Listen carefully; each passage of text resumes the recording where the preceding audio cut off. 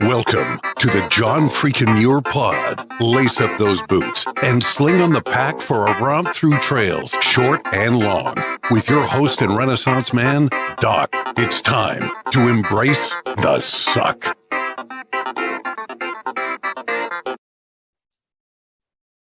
Welcome back to another week on the trail, dirtbags and hiker trash. I'm Doc, and this is the John Freakin' Muir Pod. Let's start off with a reminder. If you are enjoying the podcast, take just a minute to help us out. Leave us a review on Apple Podcasts. And if you're not enjoying the pod, well, just go ahead and keep that to yourself.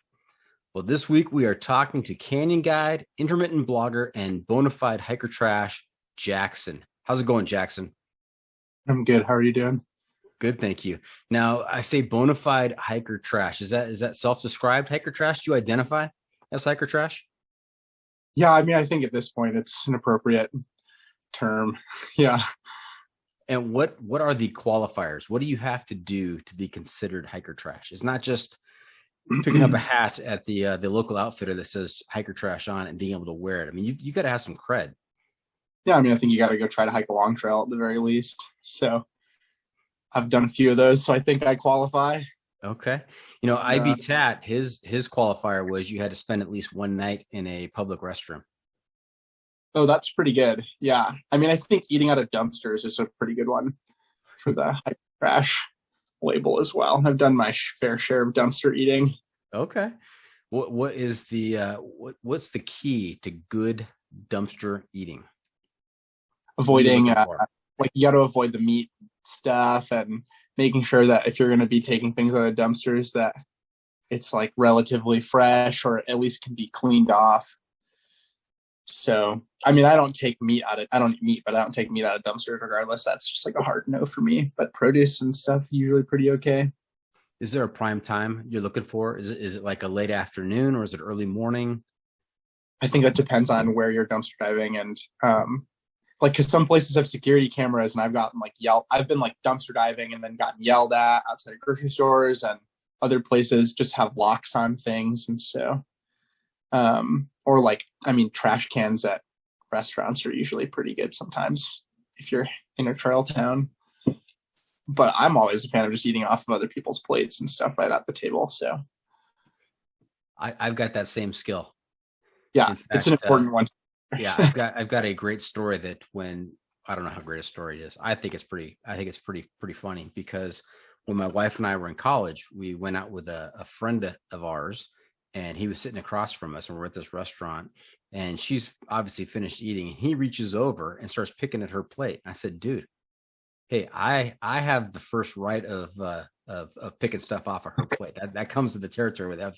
You know, she's my girlfriend. I get first choice. So just back off. Awesome. Yeah, I don't know. Yeah. As I said, it's probably just a great story in my mind. From your reaction, probably not that great of a story, but there you go. All right. Hey, it's always other people's food. Yes. Jackson, have you picked up a trail name on your many trail miles out there? Yeah, my trail name is Wow. Wow. Yeah, Wow. Wow. Okay. Yeah. And what's the story behind Wow?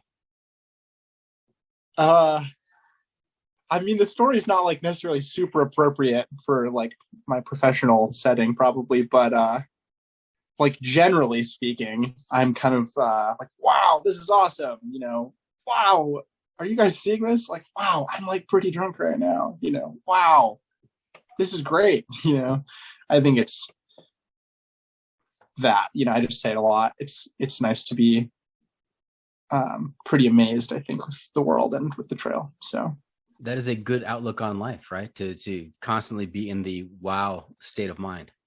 Yeah, I'd like to feel that way about most things. Yes, and I've just renamed you on the screen here to Wow. I saw that. Yeah. So you and I both have three-letter trail names with an O in the middle. Hey, it's nice to keep it simple. You know, it's easy. Kindred spirits. I always say that, you know, the shorter a trail name, probably the better, because in an emergency situation, if you have to get like 7 or 8 syllables out to warn somebody that something bad's going to happen, I mean, that could be the difference between life and death. Yeah, it's a lot, you know. Yeah. I don't know if I ever mentioned you. I had a different trail name on the PCT, my first through hike, that I really hated, and I didn't ever say anything about it. And so I was renamed WOW the next year, right before I hiked the Colorado Trail, by some friends that I was hiking with. And I don't know, the whole trail name thing is, people have their own opinions about how you're supposed to get those or not. But I was really renamed something that felt more like personal and like myself. It's like a huge weight off your shoulders getting renamed. Yeah, I really hated the other one. And I have friends that still call me that sometimes when we're on the phone from the PCT, and I think they're finally learning. But I feel the pressure of my many listeners saying, Doc, you have to ask him what that trail name was. I mean, I feel like if we don't hear what that former trail name is, that'd be just like a huge stone unturned. Maybe it's better left that way. Oh. But my trail name was Giggles. Okay. And I'm not a giggler, I don't do that. I laugh really, really loudly and really high pitched when I'm laughing really hard, but I'm not a giggler. And so it just didn't feel like it fit ever. Okay. Well, we're going to try and get you to laugh really loud today during the podcast. Yeah. See if I can weigh in on whether that's a robust, hearty laugh, or if it's actually giggling and you just have a misperception of yourself. I think it would be pretty obvious. Okay. All right. Good. Stay tuned for that. We'll see if we can make that happen. Hey, wow. Have you had a chance to listen to the podcast before? I have. I listened to a few episodes. Yeah. Okay. So you are familiar with a segment we have towards the end of the episode called the Pro Tip Insight of the Week. That's where I will turn to you and ask you to share some trail wisdom with our listeners to make their next outdoor experience even better. Now, of course, you are on the hook for trail wisdom throughout the episode, but there is that one segment towards the end where you'll have to come up with something new and original. I'll do my best. Okay. Did you have a favorite guest or a favorite episode from the past? Well, I was just listening. The first one I listened to was with Buzz Burrell, and I think you had reached out to me. I was doing a long run, and I had gotten cell service, and I got your text. And I was like, oh, I'll just check it out. And so I listened to the episode with Buzz, and who I've generally been pretty inspired by, just with the whole ultra running, and I know that he has done some pretty intense routes, including some of the ones that I've done. So it was cool. I think the whole FKT ultra community is really interesting. I think it's niche through hiking, but in a more organized way. So that was pretty cool. And then I listened to one with John Schwartz, and I think there was another one that I can't remember, but I think you also interviewed my friend Chris Carter, Rad. Oh yeah. You know Chris? Yeah, I hiked the AT with him last year. So nice. I'm trying to think, did he point me in your direction or not? Because sometimes I get references for future guests from past guests. So yeah, it's a nice little referral process we've got going there. And it's also, indicative of how small the hiking world is. It seems like everybody either knows them knows each other personally or knows of them. Yeah, it's not that big of a community. I think the people that stick around and do it a lot, it seems to get smaller and smaller, even though it seems like it's not really getting smaller at all. So yeah, I think since the movie Wild came out, I think there's been kind of an explosion of folks getting out onto the trails and trying this newfangled to them thing called thru hiking. It's getting really busy out there, I mean, I guess that maybe it's not. I have my own opinions about the whole trail getting busy thing, but yeah, it's definitely a constantly changing and growing community. And I think, there's plenty of people that have been doing it for a long time, but it doesn't really feel like there's that many of us. Now, I'm interested to talk to you a little bit later about some of the hikes that you've done that may fall into the category of the road less traveled. I think you have you have an interesting hiking resume and some trails out there that I would like to try that are not in California, that I can't wait to hear your thoughts and your experiences on them. So stay tuned for that. We'll get to that. Sweet. Okay. The Must Bring Gear Review. All right. So another feature we've been doing this season is the Must Bring Gear Review, sponsored by the ultralight backpacking gear company 6 Moon Designs. And here's how it works. If you were to let a stranger pack your bag with pretty much generic gear for a multi-day hike, what is the one specific piece of gear you would insist on being packed? And if you've got a particular brand for that specific piece of gear, even better. So, wow, what is your must-bring piece of gear out there? Right now, it's a Bic lighter. Because, like, realistically, everything else is, like, good enough, I feel like. But I feel like that's, like, a life-saving piece of equipment, you know? Like, everything else could be totally crappy or not exactly what I'm looking for. But if I, like, can't start a fire, I'm, like, potentially quite SOL. Or somebody else says, which I have had a situation recently where that was, like, really important. So right, and that's pretty specific. A Bic lighter, not a Zippo lighter, not some waterproof matches, but a Bic lighter.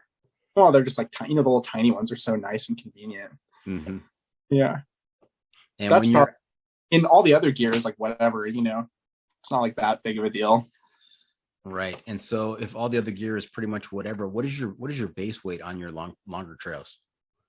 What are you striving for? I think it's like, I mean, guys, like depending on the weather, it's like 10 to 12 pounds or something like that. Yeah. Okay. And I don't think I've ever weighed my backpack. And why is that? I mean, is that you're not that concerned about ounces between 10 pounds and 8 pounds or 12 pounds and 8 pounds? So you just if it's light enough, it's light enough. Yeah, I feel like if you're trying to cut, like,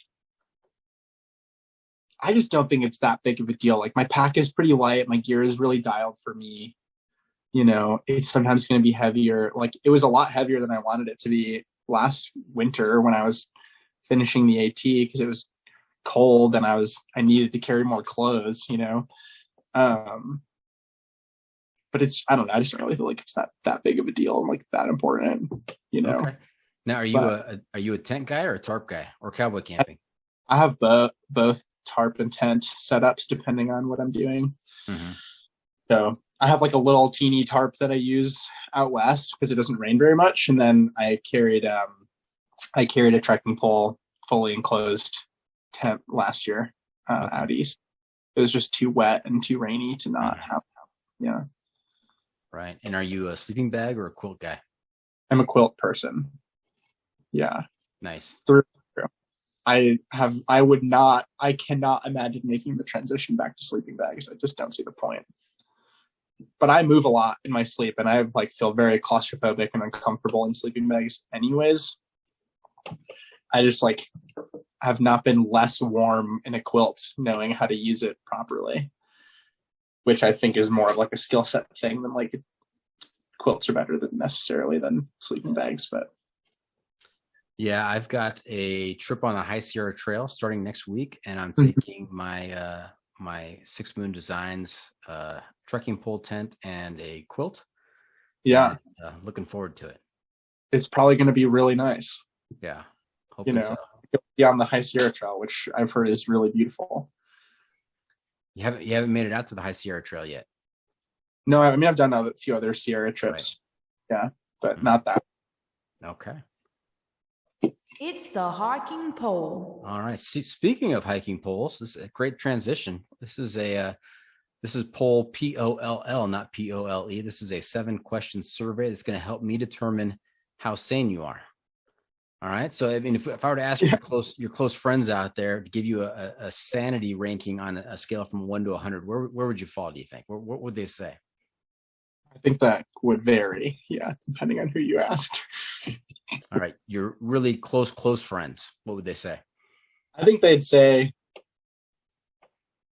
that maybe they probably wouldn't join me on most of my trips. Yeah. So borderline. Okay. Yeah. All right. Now we've kind of changed things up here at the podcast. We're not including hiking related questions in the hiking poll. Surprisingly, we're talking about life's big issues, some of the big questions of our time that really need answering. And it's gonna be interesting to see which side of the issues you fall on. Are you ready for this? Are you nervous? Hit me with it. Okay. Question number 1, just to get you warmed up here. Okay. In real life, not on the trail, in real life, do you sleep with your socks on? Never. That was pretty definitive right there. Yeah, never. I don't do that on the trail either. Like, I don't ever sit with socks on. I think my feet are warmer together. Okay. Nice. All right. Question number 2. So far, so good. You're doing absolutely fine. I need the value. Yeah. The final score is not going to depend on, if there's a right answer or a wrong answer. It's how much I agree with you. That it's all subjective, just from my perspective. I'll start really trying to psychoanalyze you then. Oh, interesting. Okay. Nice. I'm going to try and act the opposite way then. This is going to be like a triple agent type deal. Here we go. All right. Next question. Question number 2. Does pineapple belong on pizza? Personal preference. Is that a yes or no? I don't know. I sometimes enjoy pineapple on pizza. Sometimes I really don't. I think it's a personal preference thing. And that personal preference can change, it sounds like. Yeah. But to say that it's wrong, that's like saying like a Maui burger is terrible. It's like some people really like pineapple on their burger. Okay. What's the big deal? What's the big deal? Okay, very good. Nice. All right. Question number 3. When you're sitting on the porcelain throne, is your toilet paper, does it roll over or roll under in your house? Well, right now it's coming out the front. Yeah. So coming out the front on top. Yeah, it's on top, but it also doesn't bother me if it's the other way at all. Okay. So you just know from memory from earlier today that it's going over the top. Yeah, I just cleaned my whole bathroom. So okay. And then but there have been other times where it comes underneath. Right. It doesn't matter to me. Doesn't matter. One way or another. You're kind of go with the flow kind of guys. If there's toilet paper on the roll, I don't really have an issue. It's more of a problem if there's no toilet paper at all. There you go. You've identified choice C, which is the important thing is that there's toilet paper, period. Right. I'm pretty grateful to have that in the first place. Okay. Hey, side question, doesn't count towards your sanity scale. Best place you've ever gone to the bathroom? Ooh, I feel like I usually have a favorite bathroom in each town that I've lived in. You can apply this question to the trail as well. Yeah. Oh, that's tough though. Oh man, that's such a hard question because I've had so many good poops. We talked about my whole poop Instagram thing. Man, I had some really good privy poops last year on the AT. That was kind of a new experience for me. Here it is. This is my favorite trail poop. So have you hiked the Appalachian Trail? I have not. Okay, so when northbound hikers finish, but for us it was our first day. There's this bar. I think it's the Blue Ox Bar or something like that up near the terminus, and it was the first bathroom that we had that Rad and I had gotten into when we got into town to stay at the hostel, and we went out to that bar. And there were all these northbounders that were all partying because they just finished, and we were about to start our hike southbound the next day. And the bar has a toilet restroom with 2 toilets next to it, or next to each other. And so we pooped together in the bar next to each other, and that was pretty great. That was a high quality trail pooping experience. Okay, partner pooping, but in town, not in a privy. Right? Yeah, shoulder to shoulder in town. Got it. Yeah, that was a good one. Now I have to follow up. This also is a side question, not counting on the hiking pool here. You said something about poop and Instagram. You got some relevant posts here. I have this Instagram account called Through Poo, which is just hike trash poop selfies that I've been like, casually having in my life for like a year or something now. Yeah. Okay. So people like sending me poop selfies from the trail, and then I post them. And it brings me. Yeah. So if I send you a poop selfie from the High Sierra Trail, you can post it on that account then. 100%, it's going up. Okay. You have I a new would follower. love that. All right. Yeah. Very good. Very good. All right. Back to our survey here. Back to the hiking pole. There are these little video pictures they have an acronym for their name. It's GIF. How do you pronounce that? They're GIFs. GIFs with a hard G. I guess so. Yeah, they're a GIF. Final answer? Sure. Okay. All right. Very I feel good. like I could be really judged on that one, It's a controversy. I mean, the other option, I guess, would be GIF, right? GIF or GIF. That's what I've heard. Yeah. And you're going with GIF. That's what I say. Yeah, I think you're right on that one. I think you're right. We're in agreement. Cool. Yeah. That's good. What I was looking for. All right. Question number 5. Cats or dogs? So I grew up with cats, but I like having other people's dogs around and not having to actually take care of them myself, because I don't have enough room in my life for having pets at all. But I think cats and I have really similar boundaries, and so I understand them better. But I don't know, a little bit of both. Okay. And cat one and not the other. And do you prefer big dogs or little dogs? Like medium-sized dogs. I can't do really big dogs. It's way too much animal. But little dogs, I feel like I'm always going to step on them and crush its little teeny dog self. And so that makes me nervous. So a nice medium-sized dog, Yeah, that makes sense. I mean, you certainly don't want an animal that has a larger poop than you do. So, right. Yeah, not living in the same house, at least. Yeah. Yeah, unless you teach it how to use the bathroom and which toilet paper style to prefer, over or under. I want my roommate can have that dog as long as it takes care of the dog, and out with it. That sounds awesome. All right. Question 6. Do you use the Oxford comma? Yeah, probably pretty often. I guess so. I probably use it a bunch. I was filling out a job application today. I used a bunch of Oxford commas. Okay. Nice. There's some people out there that, I think the modern society has said, you don't need the Oxford comma. You don't need that final comma. You've got and as the separator in a simple series. Right. But I guess I feel like it kind of depends on the tone of what I'm trying to say, is because it sounds different when you're reading it out loud. And so I think it's circumstantial. Right. But, okay. Now the Oxford comma is that final comma in a simple series, like red, white, and blue. Right. How many commas would you use? Red, comma, white, comma, and blue. Right. Yeah, that makes sense. Yeah. Yeah. And for our listeners out there, I mean, punctuation is important. Punctuation could be a matter of life and death. I mean, there's let's eat grandma with a comma before grandma, and then there's let's eat grandma with no comma. I mean, that's a very different sentence. You're definitely correct about that. Yeah. So, okay. All right. Our final question. We could probably spend an entire episode on this question. And in fact, I think there have been podcasts out there devoted to the subject. So, important answer here. Is a hot dog a sandwich? ooh, I had this conversation recently. I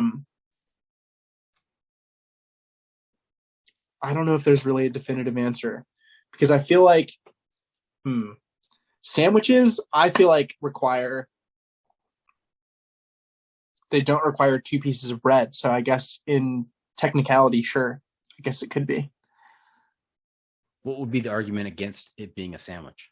Well, that it's only got it's got a little loaf flap, and really you just have this one little meat sliver with condiments and no other things going on it really. Like I feel like sandwiches have more than condiments on them. I love your description. I mean, we're talking about a meat sliver in a loaf flap. Is that a sandwich or not? And I love the way you describe that. That's awesome. Okay. Hey, let me do some fun, I guess, right? But it's really crappy little bread flap that's not really that great. I mean, like a hot dog bun is like one of the most uninteresting pieces of bread you could ever put anything on. I feel like it's a waste of a hot dog to like put it on. You might as well put it on something else if you're gonna eat a hot dog at all. I'm always so sad when I have a hot dog bun. I'm like, this is a stupid piece of bread. It doesn't taste good. I could have like a more interesting experience eating something else. That is a strong stance right there. What do you eat your hot dogs on if it's not a hot dog bun? I just don't really eat hot dogs. But like last year, I ate so many hot dogs last year, and I can't eat hot dogs anymore. I'm kind of sick of hot dogs. They're just really gross. Yeah, I grew up in a household where my mom boiled hot dogs. That's even worse? Yeah, I feel like you gotta like grill them, at the very least, or like if you're gonna chop them up and put them in something, you might as well like cook them in a pan and crisp them up a little bit at least. Boiling hot dog, the saddest sounding thing you could do to your body. Yes, and you know what? We all observe our parents. We all think back to our childhoods, and then we have our own families, and we decide, you know what? This was a really cool tradition. I'm going to continue this. And there are other things where you say, I would never subject my kids to this. And so I'm happy to say that I have never boiled hot dogs for my kids. That's good. Do you grill them for them? Absolutely. Yeah. Sounds like you're. But yeah, but I do put them on sad little loaf flaps, as you previously described. Not too late to change your ways, Doc. All right. Hey, let me do some quick math here. I got to carry the 3. I'm going to divide by pi and multiply that by the root of 7. We're going to adjust for the altitude of Mount Katahdin, and I come up with a solid 68. That's not so bad, right? That's not so bad. Yeah. But depending on your future answers, the rest of the episode and our conversation, that score could go up or it could go down. So it's not a static score. Oh, that's expected. Yeah. Yes. Do you expect it to go up or down? The more I get to know you. Oh, I don't know.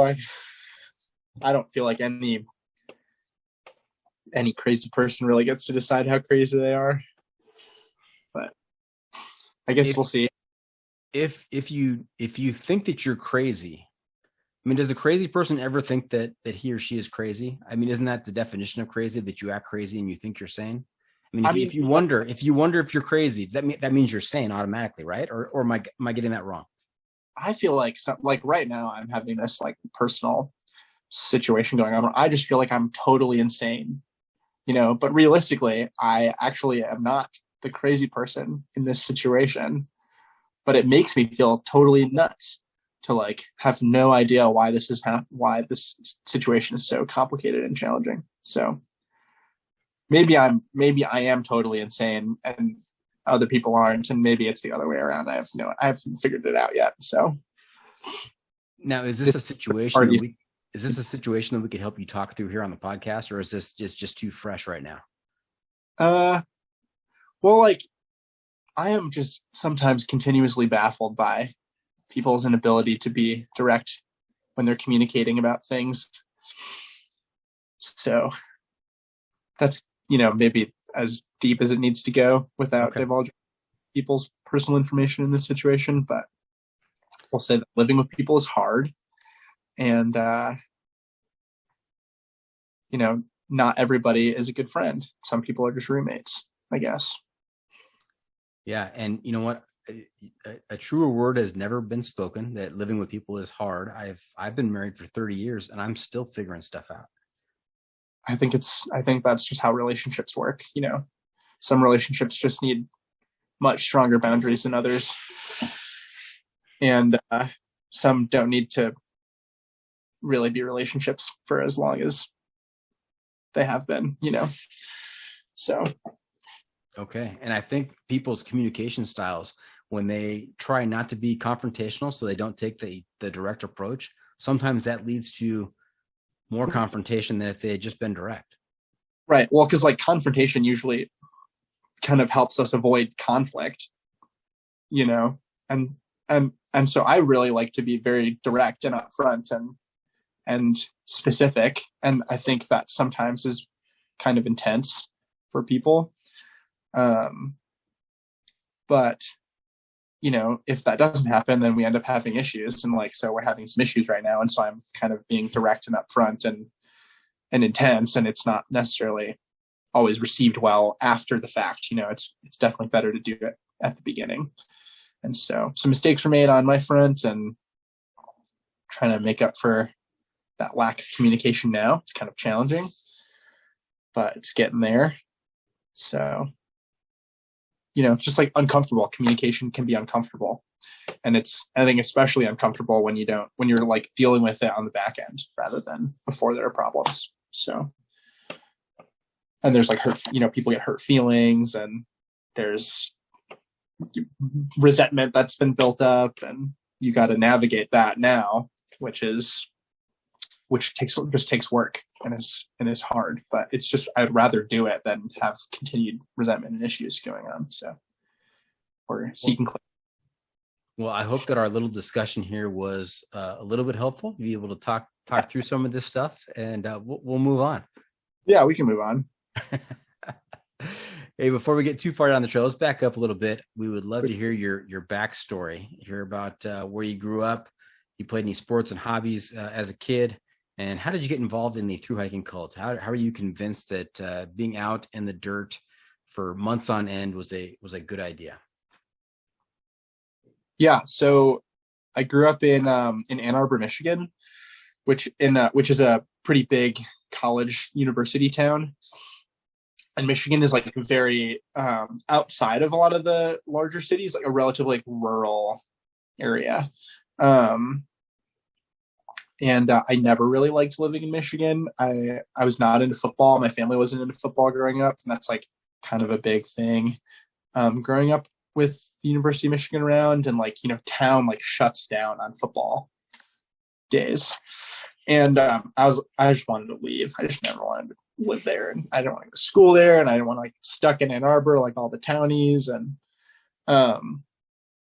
so when I graduated high school, I took a year off and I did a little bit of traveling and working, and I ended up going to school a year later in Arizona, trying to get a degree in adventure education, which is like, I mean, it's like outdoor recreation major, but I think a little bit more wilderness and backcountry oriented.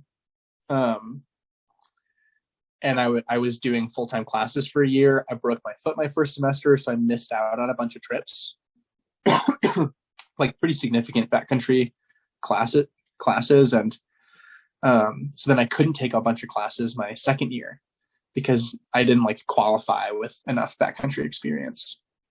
And I was pretty upset about that because I thought it was kind of ridiculous.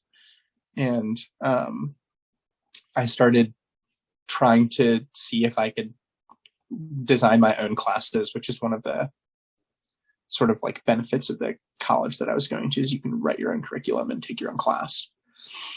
If you have a mentor or like a professor to sign off with it. And I was like searching around the internet, like, oh, what can I do? You know, I screw these people.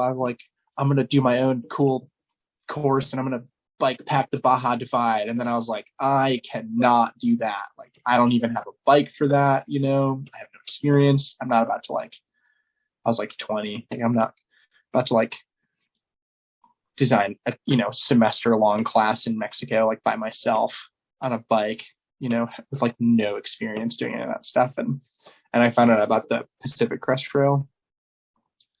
And I pretty much decided I was going to, I wrote a semester long college class about like backcountry trip planning and logistics. And then I dropped out at the end of the semester in PCT, and I haven't been back to school since. So that was pretty much it. It was like kind of like a big, like, screw you guys. Like, I can do this myself. You know, I don't need this super expensive formal education system to tell me how to like go have fun outside with people. You know, I don't need to like spend this much money to be a guide. I could probably just like go on some cool trips by myself and then get a job doing this and start getting paid. And it seemed like all of my friends who were going to school to basically learn how to be professional guides, you know, well, they were getting a lot of really cool experiences and technical experiences with different types of outdoor sports like backcountry skiing and whitewater rafting, and making some, you know, more unique connections through like the academic field. They were still getting the same jobs, you know, that I was potentially going to get without a college degree, and not really getting paid much more, if anything more than I was going if I just went and did it on my own. And so that's what I do. I've been through hiking and working as a guide intermittently. Okay. Now, do you remember the moment that you realized that there was a hiking path that went from Mexico to Canada called the Pacific Crest Trail? I'm always interested in that moment of realization where people thought they recognized that this is actually a thing that exists out there. Yeah, I mean, I remember like Googling stuff and looking it up, but I remember watching, I think the movie's called Take Less, Do More, which is on Vimeo. I think it's like a Gossamer Gear related production. These two guys, they go out and they hike the PCT, and it's just like really beautifully filmed. And I was like, that's it. That's what I'm doing. You know, I'm not going to school anymore. I'm going to do that. And maybe I'll go back. But if this is as awesome as I think it's going to be, then, you know, whatever, I'll figure it out. I don't remember like a specific day or anything, but I remember being completely enthralled and hooked. Like that was it. I was like, this is what I'm doing. This is what I want to do and need to do. And there's nothing else that is really interesting enough that's different than this. This is what I'm going to spend my time and energy getting ready for. And what was the reaction of your family and your parents? They weren't really that stoked that I was at college. My parents are really supportive. They're really wonderful. They definitely took the approach of expressing their concerns, you know, and letting me know that they weren't going to like try to stop me or convince me otherwise, but they definitely asked me to consider it seriously. And I was like, well, I have considered it seriously, and I really hate being in college and getting a degree that doesn't seem like it matters and I don't really care about right now. So my friends were stoked. I mean, I think some of them were a little skeptical that I was going to actually do it, you know, but it worked out. And is that how you are financing your adventures? Is it you're doing some occasional guiding? Yeah, it has been. I mean, it's changed a lot over the last like 4 or 5 years. So I've worked a few different jobs, and some of them I've come back to, and some of them I've left, and some of them have not been guiding related. But yeah, that's, I guess for the most part, I work as a guide, and that's how I make money. Okay. And where do you guide? What part of the U.S.? I'm in, I still live in southern Utah near Zion National Park right now. And I do slot canyoneering guiding and hiking a little bit. So I, you know, take people rappelling off cliffs and into canyons and, you know, send them on their way and I go home. It's pretty nice. All right. Dave, we're going to take a quick break. When we come back, we're going to get into some of your different adventures out there and hear some tales of excitement and maybe tales of peril. See if you have any stories on either side of the spectrum there. We'll get into that. Stay tuned. We'll be right back. And welcome back. We're talking to Jackson Sims Myers, also known as Wow. So far, I haven't heard the loud laugh yet, so we're still hoping for that in a little bit. We'll get there. Yeah. Okay. And you have a wealth of experiences out there on the trail. I mean, I think we have 10 or 11 things listed here in possible discussion points, and that's too many things. But how about how many trail miles underneath your shoes here do you have? It's like 6,000 or 7,000 or something, I think. Okay. I think it's more than 6, but less than 7 total. Okay, so you've walked across the country basically, and are most of the way back to the other coast. Something like that. Something like that. Okay. Now, we mentioned before you did the PCT northbound, except for Northern Cal. Did you have to skip Northern Cal that year because of the fires? Yeah, the fires were really bad, and I was running out of money. So it was like I could try to push ahead, or I could go just skip ahead and do the rest of the trail. So, and the fire, I mean, it was like within 2 days they had closed like most of the stuff that I was walking through anyways. So it was the right choice at the time. Mm-hmm. Now, most of my experience has been in the Sierras, John Muir Trail and such. Some, like I said, I've done some of the High Sierra Trail before, and we're gonna do the full thing this summer. But Mm-hmm. I've heard that, is it Uinta or the Wind River Range is very similar to the Sierras. The winds are really like big granite, beautiful alpine mountains. Yeah. Yeah, I think you've done the each wind, you've done each of those. So tell us a little about those trails, Uinta and Wind River. the Uinta Highline Trail is like a kind of a hybrid through hike on and off trail. There's quite a bit of on trail hiking, and then there's like some off trail travel, which is I thought pretty well marked. And then there's like a small couple sections where you're using a map, but not. It's really not that complicated, and it runs through the Uintas in northern Utah, which is an east to west mountain range. It's really beautiful. Big like glacier basins. You're not doing like really all that much elevation gain. It's gorgeous. It's but like pretty relaxed. I think it's 100 miles, 104 miles or something like that. And then in leading up to that hike, did you do any research on it? Did you happen to watch Highline, the film by Outmersive? no, but I knew of the movie, and I kind of wanted to go out there not having seen a bunch of stuff about it already. Because I just want to go see it for myself. It's like I feel like also I think I have like a lot of I feel pretty confident like looking at a map and reading trail information and like figuring it out and not having to really think about it too much anymore. And so I didn't feel like I needed to like do that much research for the trail because it seemed pretty straightforward based on like my skill set. So it was great. I mean, I had no idea what to expect going out there. So the whole thing was pretty awesome. Now, when you did that trip, were you solo, or do you have some buddies, some close friends that you do these on the regular with? That one I did with I started with 5 other people, which was rough. And 3 of them were not through hikers at all.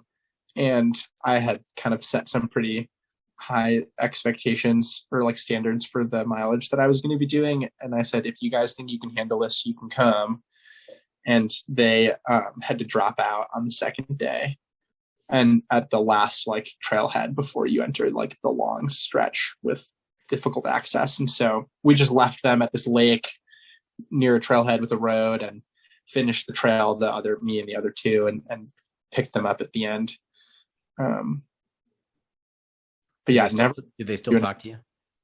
Yeah, it was like friends and coworkers. So I don't think I'm like super close with most of them, but we like, stay in touch every once in a while. And did they not believe you, or did they have higher expectations of what they were capable of? I don't know. I mean, blisters, knee pain, like some stuff was just like bodies were hurting, and we were doing, we did some pretty big miles out the gate for folks who aren't necessarily used to that. Mm-hmm. I think some of my friends were like a little bit more out of shape than they thought. The blister thing was pretty bad. Pack weight was pretty bad for another one. Like they're just not having a good time and hurting. So they called it when it was safe to.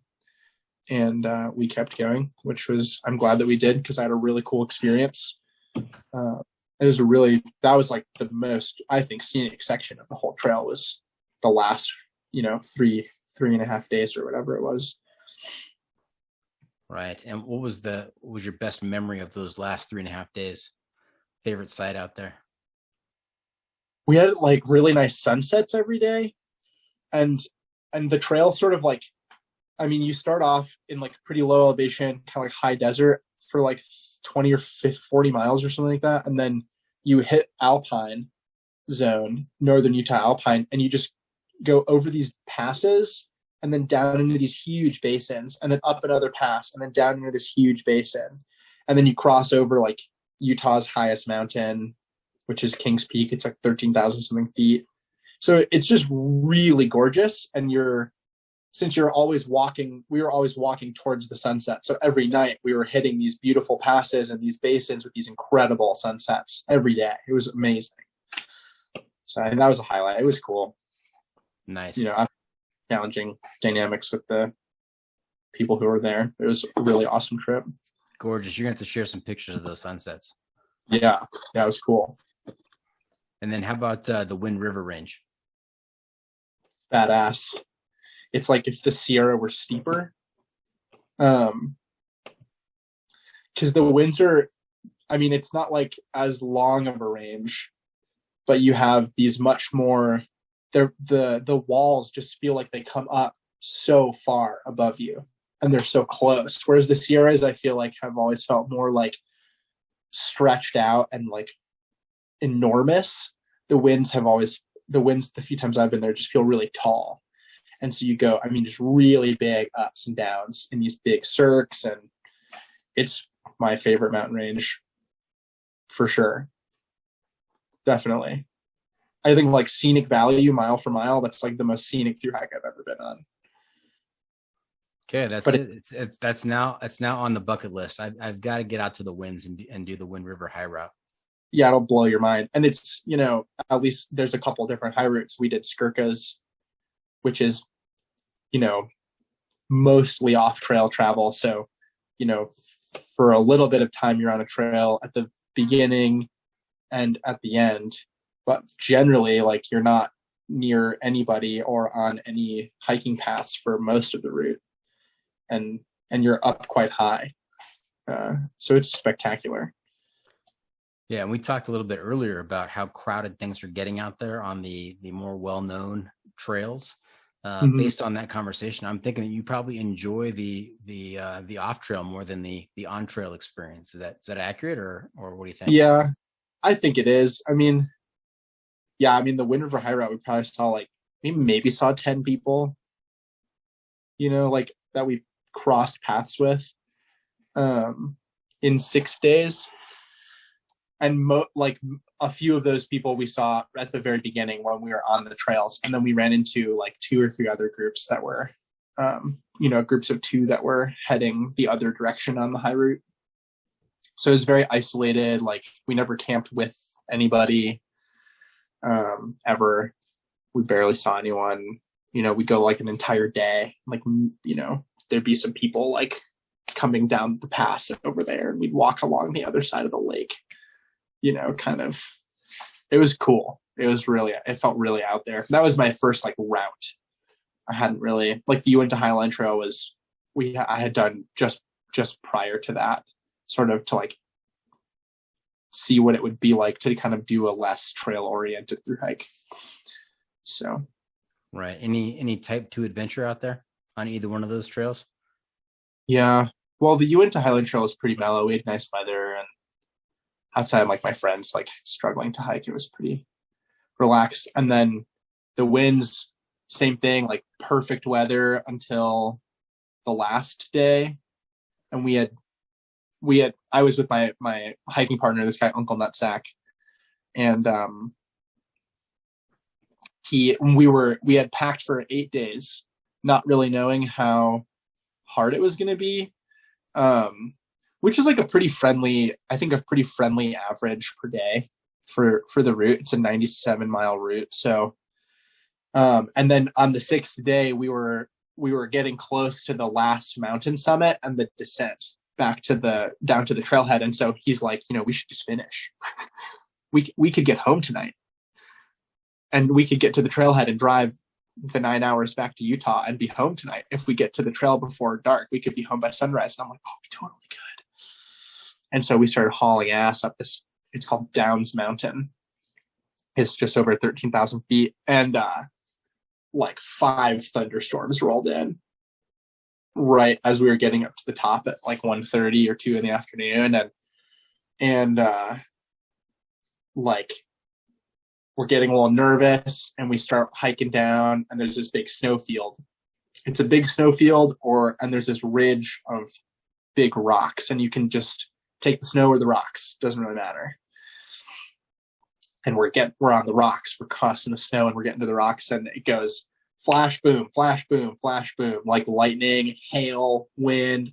And he's screaming, he's like, we need to take shelter. I'm like, what shelter? Like, we gotta go, dude. Like, we gotta go. And so we ran and we jumped into the snow and glissaded down to the bottom with the lightning and everything. And just like, it was probably over in like 30 seconds, but that was intense. That was really scary for sure, for like a couple minutes there. What a 30 seconds though. I mean, it only took 30 seconds, but it is a memorable 30 seconds. Yeah. I mean, I'd never used an ice axe before to self-arrest. So we're like hauling ass down the snow, and I'm like, Wow. That story is so relatable, not because of the outdoors and the adventure, but I think every family has an Uncle Nutsack in it that usually takes family members down the wrong trail and gets them into a bunch of trouble. And you can't rely on Uncle Nutsack. That's funny. Yeah. Fortunately, this Uncle Nutsack's pretty good at maps. So he's been my main hiking partner for the last couple through hikes I've done. And does he like that trail name? I mean, was that bestowed upon him, and he was like you early on, I really don't like it, but nobody's giving me anything else, so I'm just going to go with it? Or he really kind of leans into Uncle Nutsack? It was definitely bestowed upon him and has grown over the years, I think. Yeah. He was a 2019 PCT through hiker. This was the year after I went, and we met at a guiding job, and then just became, I think we went on like one hike together, and then we went for a through hike the next month. So yeah, he likes the name, I think. I call him like Sack or Nutsack or stuff like that, but Uncle Nutsack in full. That's the full formal name, Uncle Nutsack. Good dude, yeah. That's how all of his mail arrives, is Uncle Nutsack. No right. Abbreviations, right? If asked to say it on the box. Mm-hmm. Okay. Hey, let's talk a little bit about the Sierra High Route, because sure. I love the Sierras, and I know that the Sierra High Route is kind of an alternative to the John Muir Trail. Kind of goes the same general direction, but it is a much higher, as evidenced by the name, higher line through the Sierras. So that was in 2021. That was just last year for you. Yeah, I did that last June. Mm-hmm. So I think I was still on the route right now last year, I think. Yeah, another Uncle Nutsack epic. He was my partner for that.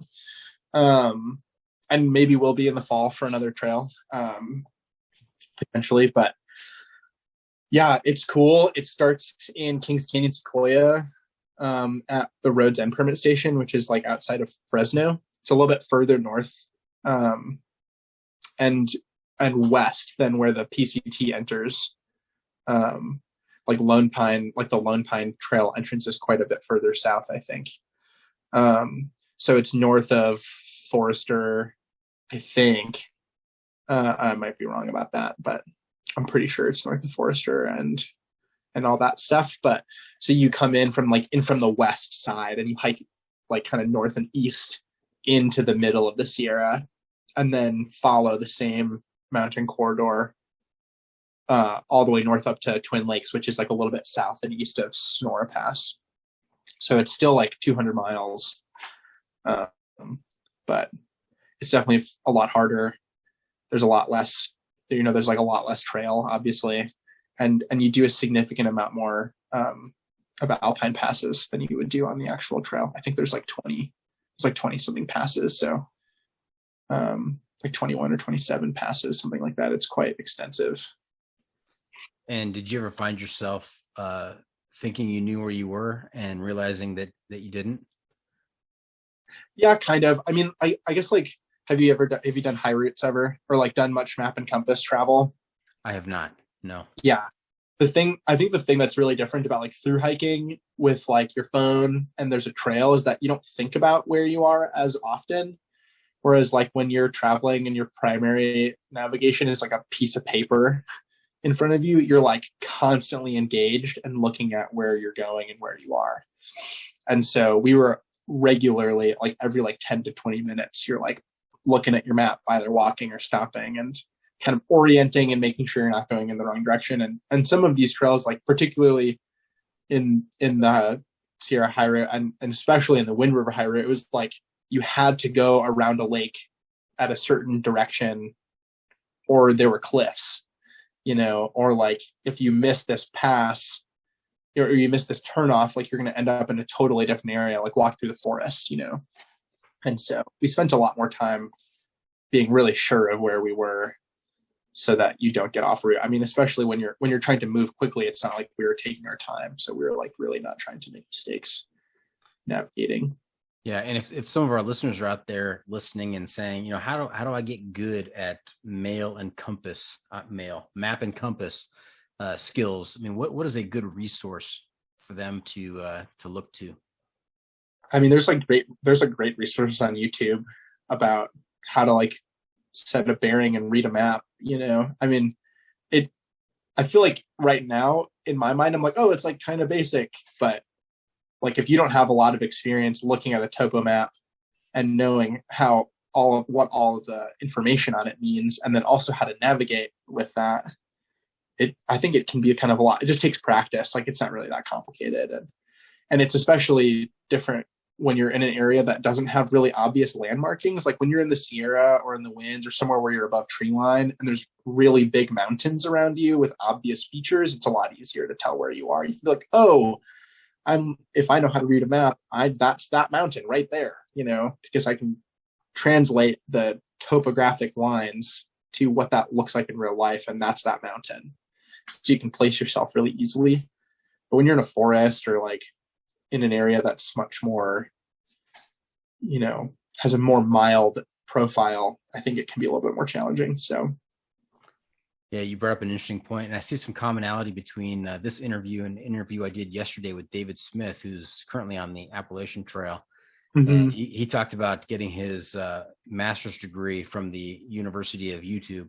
And I see a similar theme here where we've talked about education and how, you know, you went to classes for so much and then you decided, you know what, I should be out there doing it myself and getting that firsthand knowledge, and then referring to YouTube as a great resource. So, I mean, some similar themes there.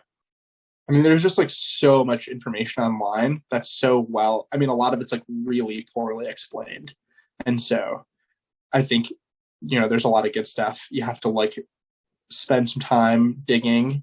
And also I've found, because I learn a lot of stuff on YouTube for various things. And some people just explain things in a way that doesn't really make sense to me. And so I have to dig around and find resources that are more digestible for my learning styles. So, okay. Yeah, this is just like I think it's a practice thing and getting comfortable with it.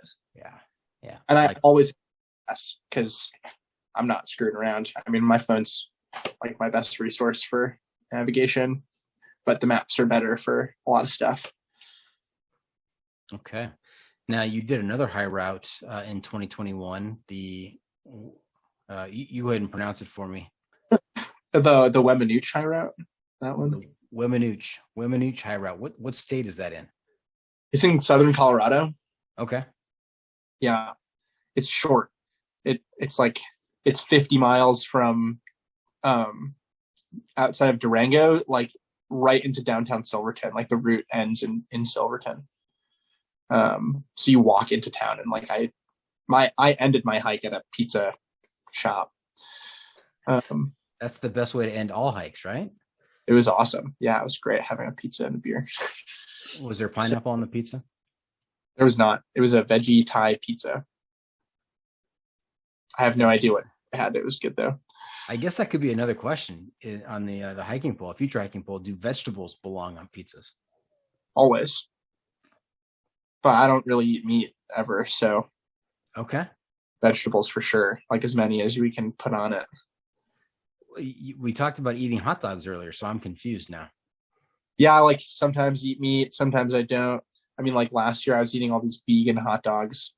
We had Nutsack and I, when we finished the Sierra High route last year, we his girlfriend met us in her camper van, and we went to not Sonora Pass, but another Sierra Pass, like in the northern section of the PCT, and we cooked hot dogs for a bunch of thru hikers. But we didn't have as many thru hikers as we thought, and so I went home with like 20 extra like vegan hot dogs and like 20 or 30 regular hot dogs, and I took them to the hostel in Mammoth, or in Mammoth, and I was like just eating hot dogs for like 3 days at the hostel. It's just, I'm so over them. But you said Uncle Nutsack and his girlfriend, and so that made me think of how far does our trail name carry over into real life? My family, get this, my immediate family, my 3 kids and their significant others have taken to calling me Doc. You know, I hear Doc more than I hear Dad these days. Oh yeah. And so I just wondered, does that also happen with other hikers out there? I mean, are you called Wow out in the real world? No, just by my hiker friends. Okay. Like they would never call me by my actual name, but my non-thru hiker friends are they're so not immersed in that world that it would be weird if they called me like Wow, because that's not a thing that they do, you know. So I have to think that at family gatherings for Uncle Nutsack, I mean, they have to know what his trail name is. That is a distinctive. Oh yeah. Just grabs you by the throat, kind of a trail name. You pay attention to it, Uncle Nutsack. And so at family gatherings, should they call out, "Hey, Uncle Nutsack, go get me another beer, please"? Or, you know, does it, you think that happens? I would hope so. I mean, his girlfriend's name is her trail name is Blackout. So Uncle Nutsack Blackout's kind of a good combo. That is a great combo. But, okay. All right. And then let's finish our discussion here on your adventures with your southbound AT hike last year. I mean, you fit a lot into last year with the Sierra High route. You finished off the NorCal section of the PCT, the Wemanouche High route, and then you also did a southbound AT hike. It was a good year. Yeah. I had a good time. I quit my job in mid-June last year, and I didn't go back to work until New Year's this year. So the AT was cool. I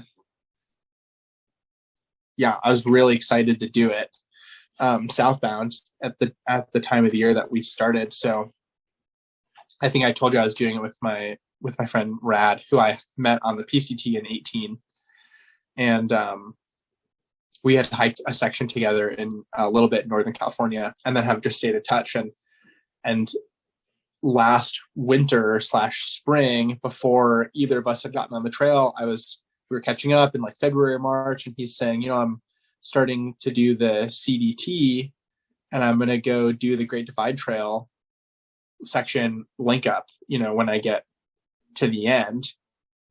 But I don't know if I'm going to be able to, because the borders and everything with all the COVID restrictions are closed. And I said, well, I'm going to hike the AT in the fall as fast as I can. If you want to come with me and that works out, we should do it together. And so we like just sort of tentatively talked about that for a few months. And then, you know, he's on the CDT. I finished the Sierra High route, and I'm trying to get in touch with him. He goes, you know, I'm probably going to be, and I'm supposed to go back to work in July in Utah. I wasn't supposed to go through hike more. And he was like, well, I'm going to probably be like another month later than I thought, because the CDT is really brutal. And I'm trying to redline it. And so it's taking me a long time, and all this closure, like I'm doing all this flip flopping. So, well, I'll just through hike the Northern California section of the PCT. I'll finish that, get that whole weight off my shoulders. And then it just ended up working out where I had to go home for like 2 weeks, hang out with my family. And then we got plane tickets to Maine together. He finished the trail, hitchhiked to my friend's house in Durango, got on a plane the next day, and we started the trail a day after. So, and the AT was cool. It's cool to do it that late so we started on September 11th, which is like a lot later, I guess, than anyone else goes south, really. And which I didn't really know. I don't really know anything about the AT prior to hiking it. I didn't want to. It seems like pretty straightforward. But I knew that I wanted to hike it in the fall, and I wanted to go really quickly. And so it was really nice that he was down for that. And since we started about a month and a half after we had talked about starting together, we had a much shorter timeline. So we went from having like 4.5 months of good weather to like maybe having 3 months of good weather on the trail, which works out because I wanted to do it in 3 months anyways. And yeah, a couple things here. Number one is Chris Carter, Rad. He was on previously with his buddies, Andrew Eichenlob and I'm drawing a blank on his third friend, Bo. Bo was his name. And they started out together on the PCT, I think it was 2018. And he made a great film on it called To Measure a Mile. Yeah. Just absolutely fantastic. So I had all three of them on the podcast. They talked about their trip and the film. But then I learned that, from that he wanted to become a Triple Crowner, and he was going to do it by doing both the Continental Divide Trail and the Appalachian Trail in the same year. And that's what he did last year. Is he started on the CDT, as you said, and he finished off with the AT, which is, man, that is quite, that's the way to go out with a bang in terms of finishing your Triple Crown, doing 2 in 1 year. Yeah, it was intense. Yeah. Pretty impressive. And I know that he came on, he finished off season 3, episode 50. So he was the final episode of season 3 and talked about that experience, and had a lot of fun talking to him. And right now, this is your episode. This is season 4, episode 31. So it's always nice to see the connections out there and talk to people who know other, previous guests, and it's pretty cool that way. But going southbound that late on the AT, number one, most of the hikers on the AT go northbound, correct? I mean, that's the traditional AT hike is northbound. It seems like not very many people go south. Yeah. And then to go south that late in the year, I mean, you had to see like next to nobody on the trail. Yeah, it was cool. I mean, I didn't want to do the AT with a bunch of other people. It just didn't seem interesting to me doing it that way. I wasn't excited about that. And not that it's like a bad thing or anything. I just wanted like a less crowded trail experience, particularly out there. And so we saw a bunch of hikers in Maine because they were all finishing, like they're all still hiking north, kind of the tail end of the squad. And then we got to New Hampshire and we had really bad weather the entire time. And I don't think I saw another thru hiker until the southern end of Shenandoah, which is like it's like 1,100 miles, which is crazy, because I've heard so many stories about people on the AT, like having a hard time not seeing anybody, and we'd go like a whole day without seeing another person sometimes, like not just thru hikers, like anyone, we'd see like a hunter in the afternoon somewhere, so it was real. And we were in the fall foliage the whole time, pretty much the end of our first week, leaving the 100-mile wilderness, there was a little bit of red and yellow in the trees, like just a little bit. And then as soon as we got through every day of rain in New Hampshire for like 7 or 8 days, it was like peak fall colors in Vermont. Like the forest was just glowing and beautiful. And we had fall colors through Shenandoah since we were hiking at a pace to keep up with the foliage changing. I mean, it was like slowly dissipating, but our last few days in Shenandoah or like just south, that all the leaves fell off the trees and that was it. But we had like, 1,000+ miles of fall on the AT, which is super cool. It was just such a special feeling experience to be out there at that time of the year with so few people and then have such like a beautiful wilderness feeling experience, more so than I think there would have been if it was, peak hiker season and there were so many people. It wouldn't have felt so remote. Right. Now you've finished off the PCT, you've done the AT. Any desire to do the CDT, knowing how rough and rugged that particular trail is? Yeah, I was gonna. I mean, I have a lot undecided. I have a lot of feelings. I'm gonna tell you this because this is what I've been telling people the last couple weeks. I'm really bored of hiking on trails, dude. It's like, and I listened to another interview where someone asked Andrew Skirka, and he said, I'm kind of bored of hiking on trails. And I was like, oh, that's how I feel. Like, it's kind of boring. It's just walking on a trail. It's beautiful. It's fun, but I don't really feel like super engaged. Like the AT was not engaging because of the trail. It was engaging because of the intention that we had set and that I had set for myself, and then doing it with Rad with so much intention together. That was like a really special, magical experience. But I think just going to hike a long trail again would like not be very fun. And because I think I would just get bored. So yeah, I will probably do it eventually, but I'm going to not do it until I'm excited about it. Because that's how it was with the AT. I was like, I have no interest in hiking this trail. And then all of a sudden, and then I met this person that described their southbound late season AT through hike. And I was like, oh, that's what I want. That's what I want to go try. Now I'm excited about it. So I'll go do it. I think it's a waste. I think it's a waste to go do a through hike that you're not excited about really wholeheartedly, because it's a lot of time and money and commitment to do something that's like really not that stoked about. So yeah, it makes total sense. And having said that, what is the next adventure for WoW? I'm going to try doing the Whirl next month up in Salt Lake area, which is it's a ultra marathon, off trail ultra marathon. So because that sounds fun, why not go brutalize myself for a day and a half straight?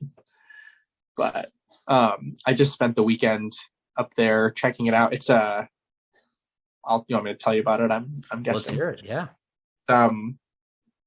So the Wasatch Range is like the big mountain range in central Utah, basically, where like all the big ski resorts and everything are. And they're all like, it's all pretty much near like Salt Lake City, which is a few hours north of here. And I live in the like southern Utah desert, like Red Rock Canyons. And so it's a few hours north. And the Whirl is created by this guy named Jared Campbell, who is an ultra runner, and it circumnavigates Little Cottonwood Canyon, which is like one of the big canyons. There's a bunch of big ski resorts up there. And it does 20 something summits along the ridge line. And it's 36 miles. So you just stay on the ridge in between each summit around the entire canyon from one end to the other. And it's like this big bean shaped route. And it's mostly, it's like, I think there's a lot more trail now than there used to be when it was created in like the early 2000s. It was a lot more ridiculous and technical, and there's a lot more like loose rock and stuff, but now it's not. So I don't think it's really that like sketchy anymore, but it's a lot of scrambling, like class 3-4 technical terrain. It's got 20,000 feet of elevation gain. So it's just like really intense. Nice. Now, if you have a good time doing that, if you like that intensity, I've got your next challenge. Wow. I know what you should be shooting for. It is every March in Tennessee, the Barkley Marathons. Barkley's. Yeah. What do you think? With your wayfinding skills and your endurance, your ultra experience, this is sounding pretty good.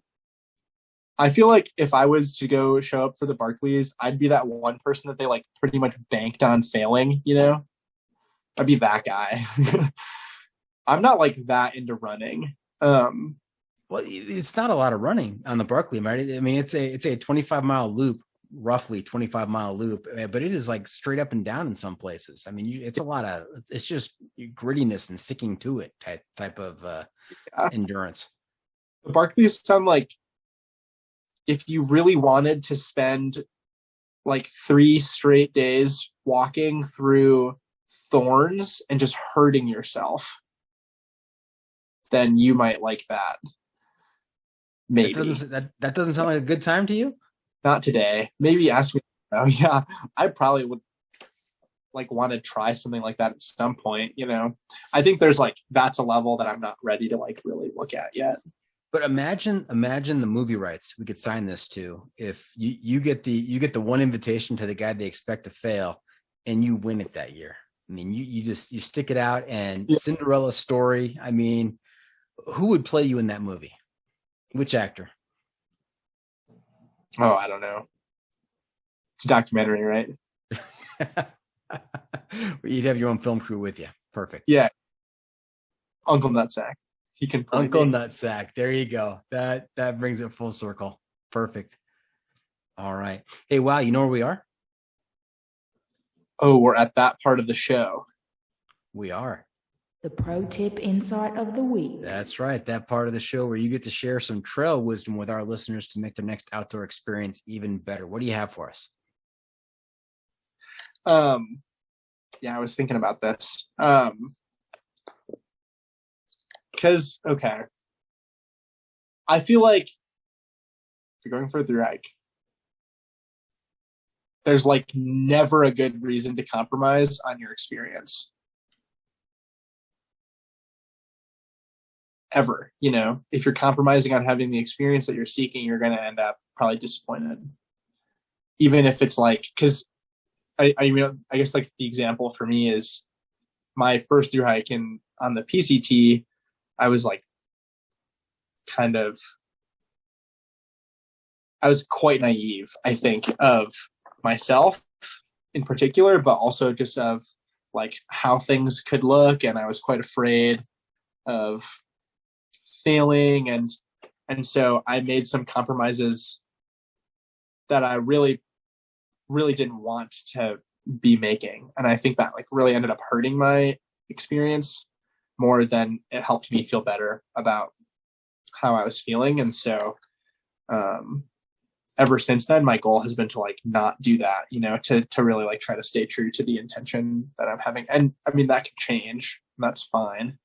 You know, Rad and I had the same intentions on our AT thru hike until the last like 13 days or something. And we split up and it was super sad. You know, I was really sad to leave him, you know, and to continue on without him.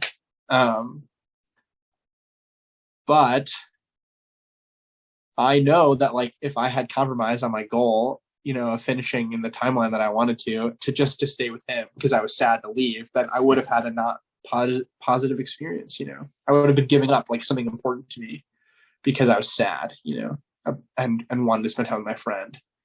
And if he had continued on with me and gone faster than he wanted to, you know, then his finishing his Triple Crown would have, you know, not been so sweet. I think it would have lacked something important to him, which was slowing down and enjoying it and maybe spending time with other people, you know, on the trail and like processing it. And so I don't think there's ever like a really good reason to compromise on what's important to you out there, because that's the whole point, is to go have your own thru hike experience, you know. Nice. I like that. And it's really consistent with the message you gave your three buddies on the is it the Uinta, that hey, these are my expectations. If you think you can keep up, come on. And if you can't, well, I'll see you at the finish. Yeah. Yeah. All right. That's it. That's all I got. That's my only. That's the probably of gain from it, you know. That's good. So there you have it. That's it. This episode is just about in the books. Hope our listeners enjoyed our time with Wow. I want to thank him for joining us this week. Wow, how can our listeners keep up with you on social media, and where can they find updates on your latest adventures? I have Instagram. Wow, I walk. All one word. And I have a blog, but I don't really don't do that much with it. So there's a link, I think. But I wouldn't expect that to be something that I update ever. But I'm pretty active on Instagram these days. Okay. Remember to check out the pod on social media as well. We're on Facebook, YouTube, Instagram, Twitter, and TikTok. Got a TikTok? Wow. Well, it could be Wow. It could be Wow I TikTok. What do you think? Definitely. I am like so social media averse to everything except, I mean, even Instagram's like a stretch right now. Got it. And if you have comments or clips you want to share, you can send it to me at johnfreakinmuir@gmail.com. The Adventure Media Recommendation. Jackson, I'm also looking to you to share a recommendation for a book, a movie, documentary, website, or a YouTube channel that you keep our listeners connected to the outdoor adventures.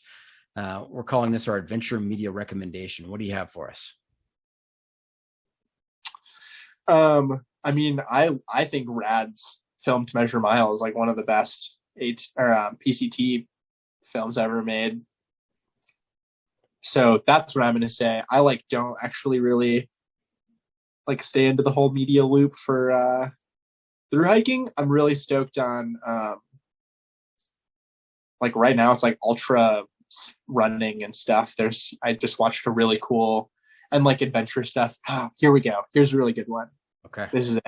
I just watched this and I thought it was phenomenal.